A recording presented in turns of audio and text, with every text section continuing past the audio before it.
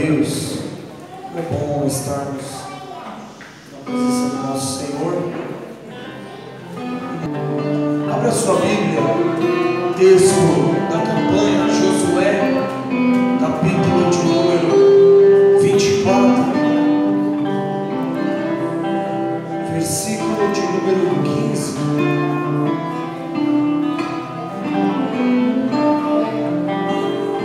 Livro de Josué, capítulo de número 24, versículo de número 15. Quem achou pode dizer amém. Não achou, diga misericórdia. Nada, não achou e nem achou. Amém. Diz assim, capítulo de número 24 de Josué. Glória a Deus. Aleluia, Jesus. Versículo de número 15. Quem trouxe Bíblia? Era que a Bíblia é assim, deixa eu ver. Guerreiro sem espada não dá para guerrear. Não adianta ir para a batalha só com escudo, você só se defende. A nossa fé é o nosso escudo. Mas você vai receber ataques, você vai se defender a todo tempo, mas vai chegar uma hora que você tem que agir. E nós agimos pela palavra. Amém? Glória a Deus. Pastora, volta no versículo 14. Diz assim, no livro de Josué 24:14: Agora, pois, temei ao Senhor e servi-o com sinceridade e com verdade. Repita comigo, igreja: com sinceridade e com verdade. E deitai fora os deuses aos quais serviram vossos pais, além do rio e no Egito, e servi ao Senhor. Passa, pastor. Porém, se vos parece mal aos vossos olhos, servi ao Senhor. Escolhei hoje a quem sirvais, se aos deuses a quem serviram vossos pais, que estavam além do rio, ou aos deuses dos amorreus, em cuja terra habitais. Porém, eu e a minha casa serviremos ao Senhor. Quem quer servir ao Senhor aqui? Aleluia, Jesus. Eu quero. Aleluia, Deus. Irmãos, texto base desta campanha.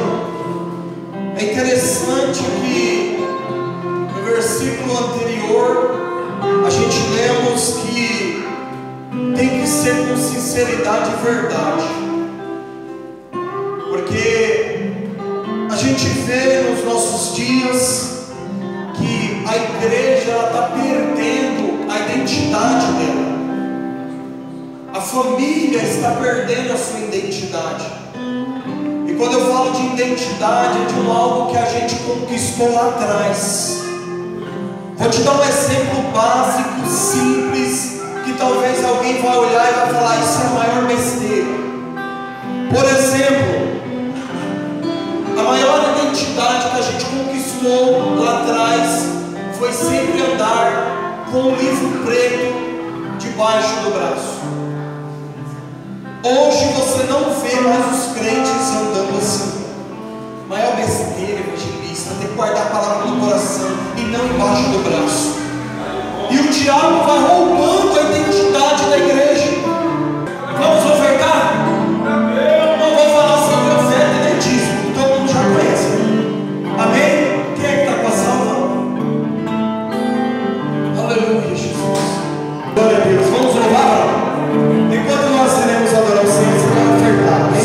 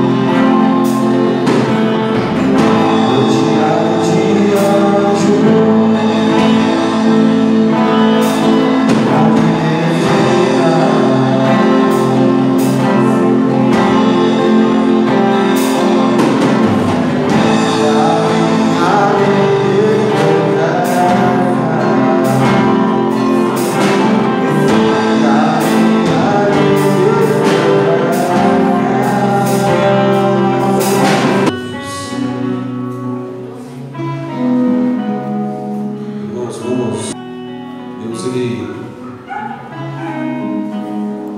colocou no meu coração para dar essa oportunidade a esse varão aqui. Quando eu convidei, ele falou assim: eita! Ele só mandou assim: eita, pastor!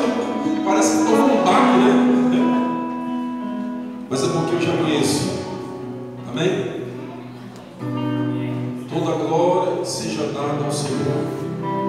Foi como eu acabei de dizer: ninguém aqui é melhor do que ninguém. Amém? Conforme o teu chamado, o teu esforço. E se você estiver buscando o Espírito, se enchendo do Espírito, você pode ter certeza que o Espírito só vai dizer assim: ó, fulano já está pronto. Amém? Estenda as mãos para cá. Senhor Deus Todo-Poderoso, Criador dos céus e da terra, eu quero colocar em tuas mãos, Senhor, a vida do Odair, e pedir ao Senhor, meu Deus, que mais uma vez use a vida dele. Eu já o conheço ministrando a palavra, e sei que o Senhor usa ele, Pai. Então usa mais uma vez, que ele seja um instrumento em suas mãos, e você diga: eu recebo, em nome de Jesus. Vamos receber o diácono daí, aplaudindo Jesus.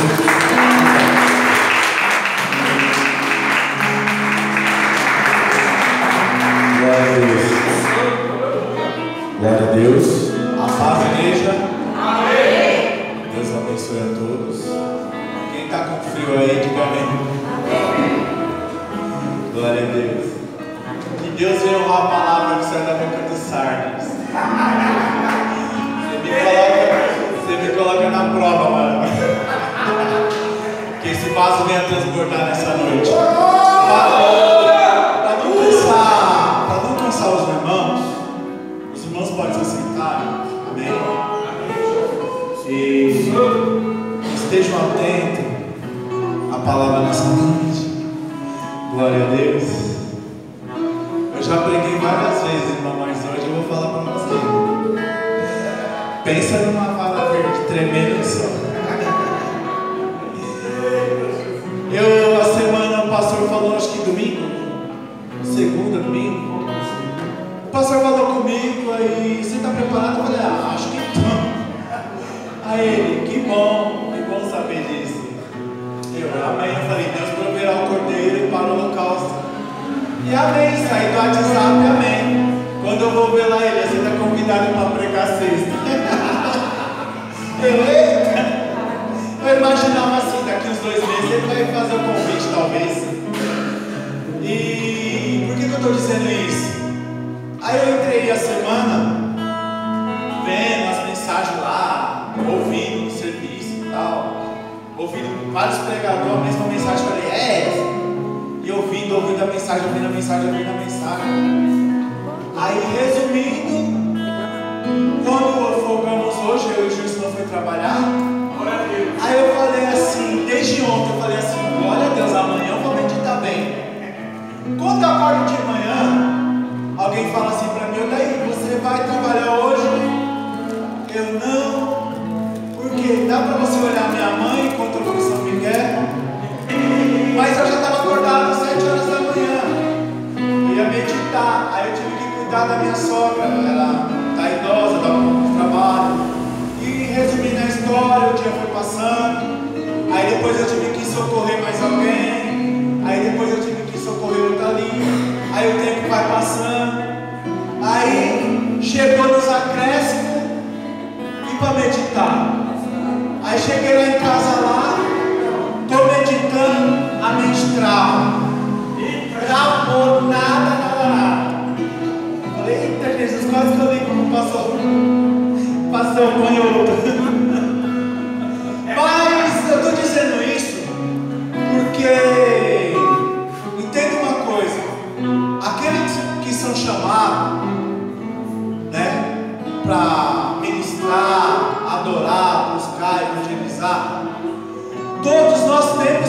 estudar a palavra e meditar na palavra, né? A Bíblia mesmo diz que nós temos que meditar na palavra.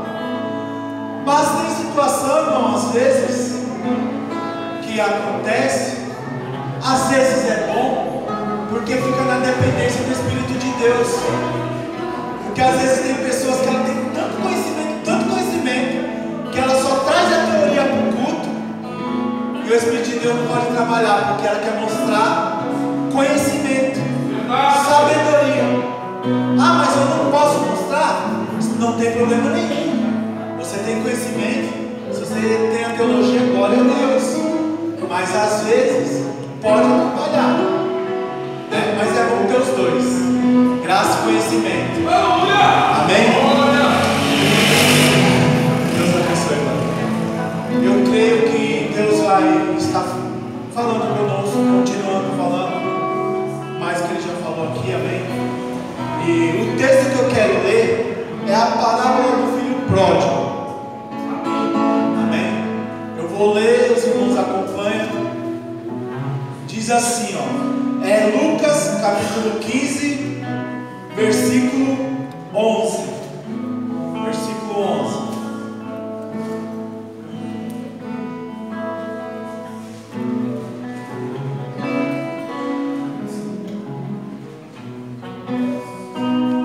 Glória a Deus.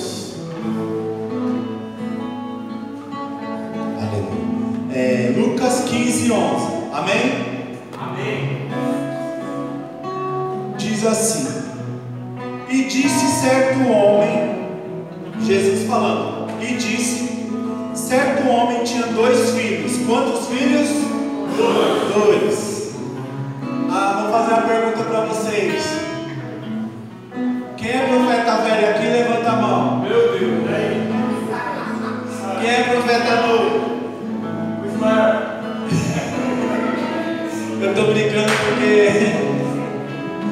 é brincadeira, não é essa pergunta não, tá? É só para provocar o Sardo. Tinha 2 filhos, amém? 2 filhos. O mais moço deles disse ao pai: pai, dá-me a parte da fazenda que me pertence. E ele repartiu por eles a fazenda. E poucos dias depois, o filho mais novo, ajuntando tudo, partiu para uma terra longínqua, e ali desperdiçou sua fazenda, vivendo dissolutamente. E havendo ele gastado tudo, houve naquela terra uma grande fome, e começou a padecer necessidade. Vou repetir. E havendo ele gastado tudo, houve naquela terra uma grande fome, e começou a padecer necessidade. 15.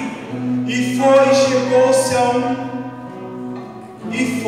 chegou-se a um dos cidadãos daquela terra, o qual mandou para os seus campos apacentar porcos, e desejava encher o seu estômago com as bolotas que os porcos comiam, e ninguém lhe dava nada. E tornando em si, disse: quantos jornaleiros de meu pai têm abundância de pão, e eu aqui perecendo de fome? Levantar-me-ei, irei ter com meu pai, e dir-lhe-ei: pai, pequei contra o céu e perante ti, já não sou digno de ser chamado teu filho. Faze-me como um dos teus jornaleiros. E levantando-se foi para o seu pai, e quando ainda estava longe, viu seu pai, e se moveu de íntima compaixão, e correndo, lançou-lhe ao pescoço e o beijou. E o filho lhe disse: pai, pequei contra o céu e perante ti, e já não sou digno de ser chamado teu filho. Mas o pai disse ao seu servo: traz depressa a melhor veste, e vestiu. Ponde-lhe um anel na mão, e as alparcas no pé. E trazei bezerro cevado, matai, e comamos, e alegramos. Versículo 24. Porque este meu filho estava morto e reviveu, tinha se perdido e foi achado, e começaram a alegrar-se. E o seu filho mais velho estava no campo, e quando o velho chegou perto da casa, ouviu as músicas e as danças. Chamando um dos servos, perguntou: que era aquilo? E ele lhe disse: veio teu irmão, teu pai, matou um bezerro cevado, porque o recebeu são e salvo. Mas ele se indignou e não queria entrar. E saindo o pai, estava com ele.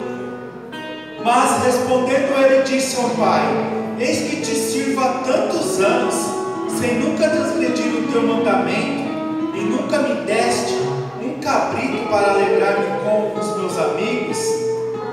Vinde, porém, este teu filho, que desperdiçou toda a tua fazenda com as meretrizes, mataram o bezerro cevado.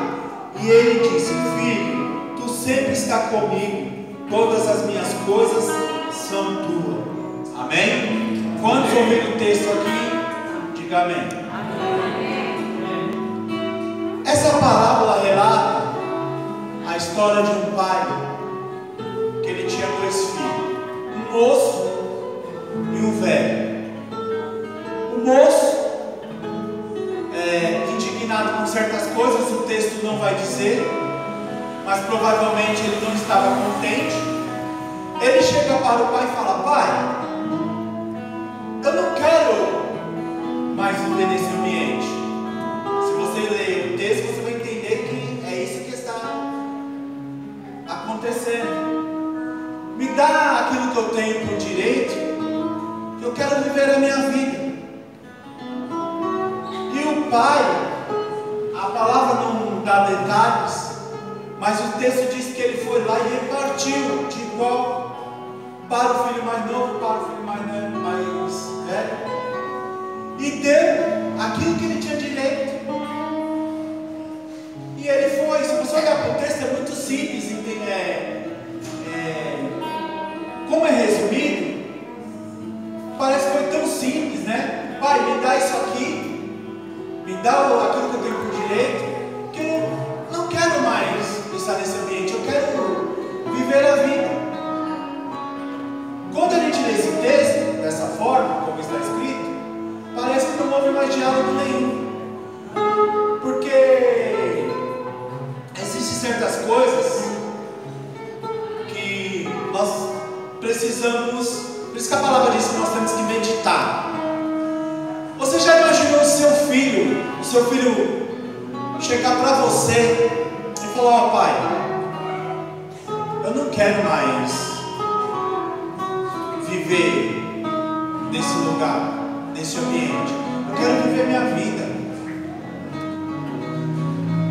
Ele era moço, provavelmente jovem, não tinha experiência nenhuma de vida. Provavelmente ele olhava para as coisas lá fora e pensava: nossa, mas lá eu posso tudo, eu vou ser feliz, tem muitas coisas interessantes lá fora. E certamente deve ser bom, agradável, né? E assim ele, olhando para as coisas do mundo, ele acreditou que a melhor forma era ir embora. Você já parou para pensar quanto tempo este moço ele viveu no mundo? Ele foi viver a vida achando que era a melhor coisa que tinha que se fazer. O texto não fala quanto tempo, mas com certeza foi muito tempo, porque ele tinha o que gastar, e ele curtiu tanto a vida lá fora que o texto vai dizer que ele gastou tudo.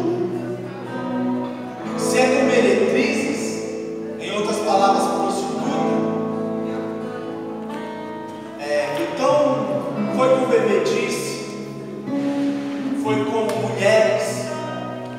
O mundo, ele apresenta hoje essas coisas para nossas vidas. O mundo lá fora é dessa forma. Parece bom. Verdade. A Bíblia fala que o coração do homem, Jesus falou isso, que no coração do homem há muita maldade, ou seja, a maldade está no coração do homem, que é contenda, inimizade, prostituição, avareza, mentira. Isso está no coração do homem. Verdade. Então, esse menino, cheio de desejos, ele não compreende a importância de viver em família. E ele olha para o pai dele e diz assim: eu quero ir para o mundo. Eu creio que o pai, o texto ele é resumido. Provavelmente nós, como somos pais, você vai entender isso agora. O pai gastou tempo com esse filho falando: mas filho, não faça tal coisa. É certeza. Será que na hora que o filho vem e pede algo, o pai pega: tá bom filho, tá aqui, vai. Não faz sentido, pastor. Não faz sentido. Provavelmente o pai conversou, mas quando um jovem ele coloca na sua mente que ele quer alguma coisa, ele está determinado, não adianta você tentar convencer, porque a partir do momento que ele colocou na cabeça que a melhor coisa é viver no mundo, ele vai viver no mundo. Meu Deus! E assim ele foi. Eu quero dizer algo aqui para os irmãos. Tome cuidado com os tipos de amizade, com os tipos de relacionamento. Meu Deus. Se essas coisas te fazem esquecer de quem você é na casa do Senhor, isso é um risco muito grande. A chance de você se arrepender, ela é grande. Tudo existe um princípio. Procure valorizar os princípios bíblicos, porque hoje nós estamos neste ambiente, foi porque uma vez o Senhor olhou para você e para mim e nos escolheu. Aleluia! João versículo 15, capítulo 15, versículo, se eu não me falha a memória, 16 ou 17, diz assim o Senhor Jesus: eu vos escolhi a vós, não fosse vós que me escolhestes a mim, para que vás e deis fruto. O Senhor nos escolheu porque Ele tem um propósito de vida para mim e para você. Deus tem projetos para a sua vida e para a minha vida. Quais seriam os projetos que esse pai tinha para aquele filho? Eita Jesus! O que aquele pai planejava para aqueles filhos? Eu vou falar para os irmãos o que eu planejava para os meus filhos. Eu tenho certeza de uma coisa: que o projeto que seu pai tem, ou que ele pensa a teu respeito, eu tenho certeza, ainda que você não concorde, mas são coisas boas. É para o seu bem. É para o seu bem. O pai, quem é pai aqui e mãe vai entender. Quando éramos solteiros, vivíamos para nós. Quando você se torna pai, você não vive para você mais. Você vive para os seus filhos. Eu estou falando besteira aqui? Você vive para os seus filhos. Você trabalha a vida toda para os seus filhos, porque você sabe o valor que é. Mas às vezes os filhos não vão compreender o tamanho dessa responsabilidade, mas talvez porque falta experiência, porque ele é jovem ainda. Alguns filhos eles compreendem, alguns filhos eles conseguem entender a importância que eles são para os pais, mas aqui na palavra esse filho não compreendeu, e ele foi viver a vida ao ponto de gastar tudo. E uma coisa que eu acho tremenda, que depois que gastou tudo, depois que passou necessidade, depois que começou a passar fome, ele lembrou de quem?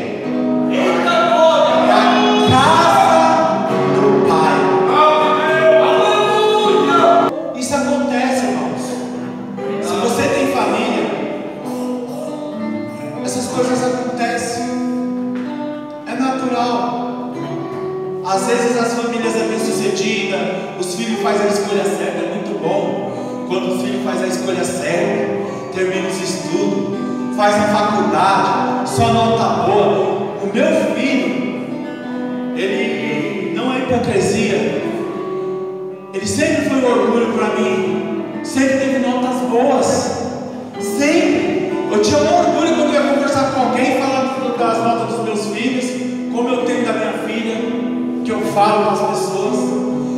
Jovem assim, coisas que jovens não pensam. Às vezes, lá fora parece ser o melhor caminho, mas não é o melhor caminho. Eu não estou falando só por experiência de jovem, não. Eu sei muito bem, eu vim de lá, já tentei voltar para lá.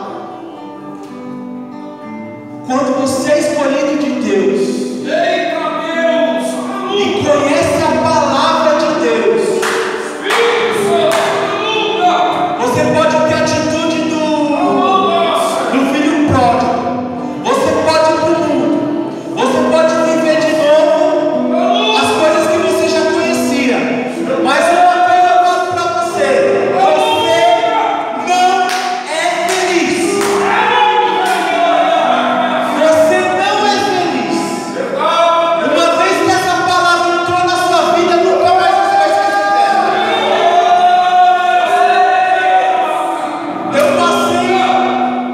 Eu passei um processo ao ponto que eu fiquei incrédulo de tudo, nem eu me suportava, de tão incrédulo que eu estava.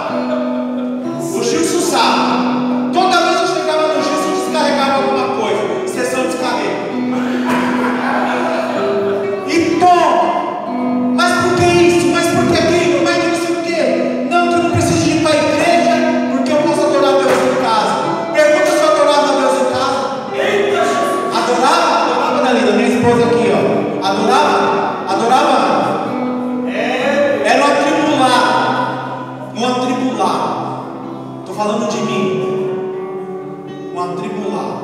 A Bíblia diz, a palavra de Deus fala assim, que é mais fácil edificar uma cidade do que fazer uma pessoa que conhece o Evangelho voltar para o Evangelho. E aí eu fiquei, os irmãos vão entender já já. Entenda uma coisa nessa noite: você é escolhido de Deus. Ele não vai desistir de você. Um dia o pastor Douglas mandou uma mensagem para o Gilson: fala para o Odair que eu estou orando por ele. E falou que eu ia voltar para cá. Eu falei: está perdendo tempo. Está perdendo tempo. Eu falei: pastor, está perdendo tempo. Eu falei assim uma vez para o pastor: pastor, se fosse o senhor, não orava mais por mim não. Sabe o que o pastor falou? Negão, você não me conhece. E tome oração. Tome oração. E eu lá na minha rebeldia, no meu canto, no meu mundo, pequeno mundo de Bob, estava lá eu, sozinho, vivendo as minhas angústias. Mas você sabe algo tremendo? Deus não desiste de você. Deus não vai desistir de você. Você pode desistir dele, mas ele não vai desistir de você. A escolha é sua, de permanecer nele ou de viver a vida que você vive.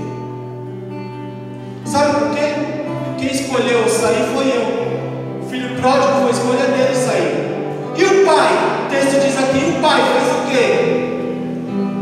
O filho, quando falou assim, ó: eu levantar-me-ei, irei ter com meu pai, e vou falar com meu pai assim: pai, eu não sou digno de ser seu filho, basta ser um servo da tua casa. Que ele tinha servo, pai, ele tinha pessoas que trabalhavam para ele. Se eu ser como jornaleiro, como servo, está ótimo, não tem problema, eu posso viver na sua casa. Olha só, olha que forte. Ele não quis viver com o pai quando o pai tratava ele como filho, mas quando ele volta, fala assim: eu posso ser servo, não precisa me chamar de filho, eu não sou digno. Eita Jesus! Presta atenção, amados, no amor de Deus. Eu também me senti assim uma vez. para Deus: bom seria eu amanhecer morto, sem vida, porque nem diz, nem teu servo eu sou digno, quanto mais filho. Mas Deus, Ele sempre esteve lá de braços abertos, me esperando, te esperando. Glória! Deus, Ele é assim. A história fala que o filho viveu tudo que ele queria lá fora. Aí eu te pergunto, a vontade dele foi preenchida? Foi? Será que vale a pena nós vivermos uma vida fora de comunhão com Deus, de intimidade com Deus? Será que vale a pena? O mundo está pregando que não tem problema você casar, se separar, casar de novo, separar de novo, ir para as baladas.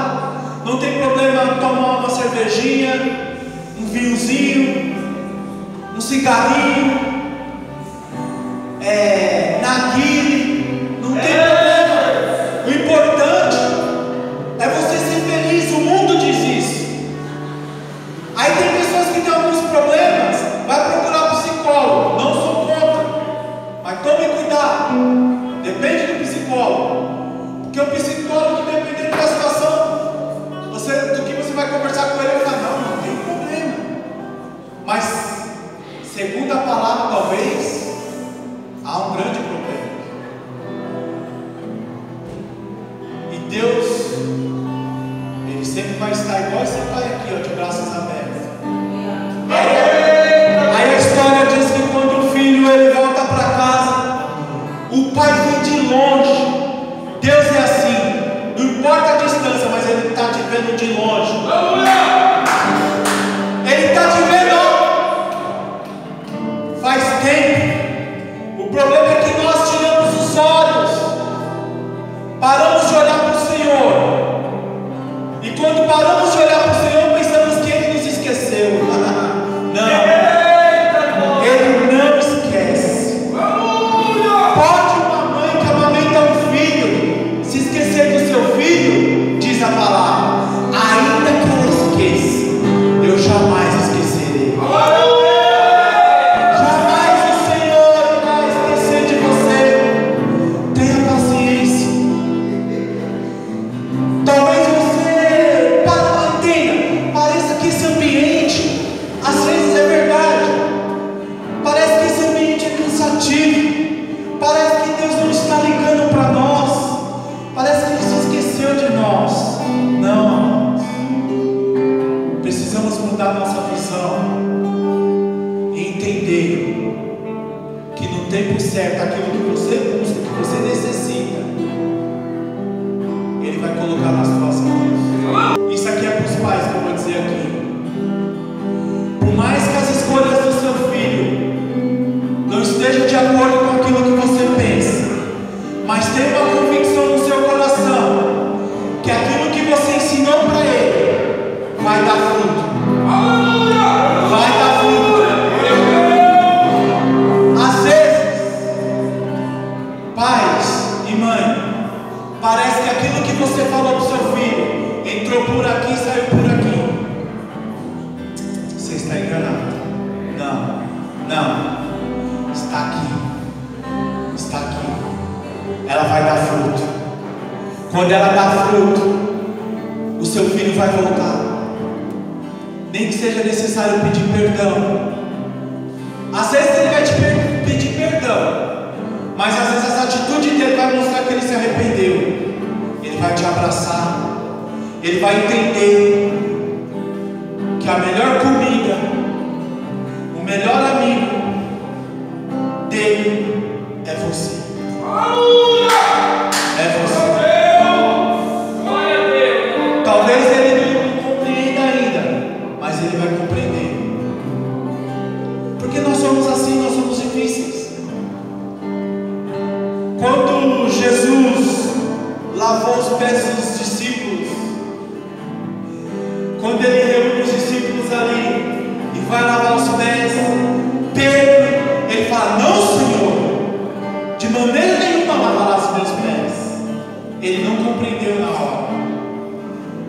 Aí Jesus fala: se eu não lavar seu pé, você não tem parte comigo.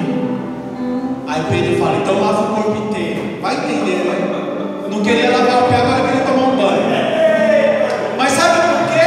Oh, aleluia! Sabe por quê essa reação? Porque quando não entendemos, você recua. Quando você compreende a importância de servir a Deus, de andar com Ele, aí você fala assim: só uma gotinha não, joga.